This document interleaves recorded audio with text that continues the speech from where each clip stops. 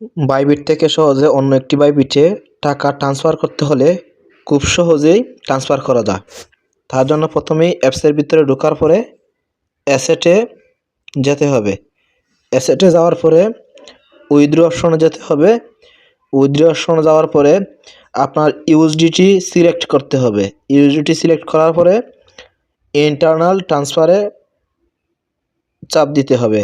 তারপরে ইমেলে পাঠালে ইমেলে, মোবাইল নাম্বারে অথবা ইউআইডি বলতে প্রোফাইলের নিচে একটা আইডি নাম্বার থাকে, ওই আইডি নাম্বার।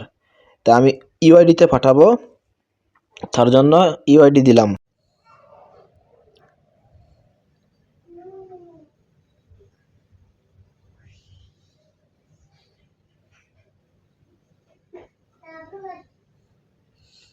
ইউআইডি দেওয়ার পরে আপনি নিচে রিমার্কসে যে কোনো একটা লিখে দিবেন, আপনার নাম অথবা অন্য কিছু লিখে দিতে পারেন। দেওয়ার পরে একটি গোল দাগ আছে, ওই গোল দাগে চিহ্ন দিয়ে কনফার্ম অপশন চাপ দিবেন। দেওয়ার পরে দেখবেন যদি আপনার আইডি ভুল না থাকে ভেরিফাইড চলে আসবে। তারপরে গুগল অথেন্টিকেশনে একটি কোড এনে দিলে আপনার ডলার ট্রান্সফার হয়ে যাবে। কোডটি না বসাইলে অবশ্যই যাবে না। অ্যাড সাকসেসফুলি দেখাচ্ছে, দেখেন। তারপরে আপনি দেখতে পারেন গিয়ে কিছুক্ষণ পরে আপনার ডলারটি কেটে নেওয়া হবে। $5 ট্রান্সফার করলাম, দেখতে পাচ্ছেন। উইথড্র অপশনে চাপ দিবেন। দেওয়ার পরে কনফার্ম করবেন।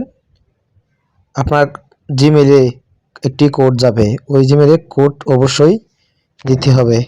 কোড না দিলে ট্রান্সফার অবশ্যই হবে না। তাই আপনার জিমেলটি খুবই গুরুত্বপূর্ণ।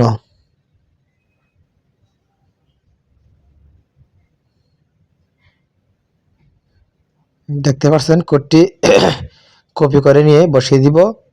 দেওয়ার পরে অবশ্যই চলে যাবে ডলারটি। কোডটি হয়তো ভুল, সেই জন্য এরকম দেখাচ্ছে। এবং গুগলের কোডও লাগবে। গুগল অথেন্টিকেশনের কোডটি আপনার অবশ্যই দিতে হবে। 2 জায়গারই থেকেই কোড দিতে হবে, যেহেতু এটা ডলার লেনদেন।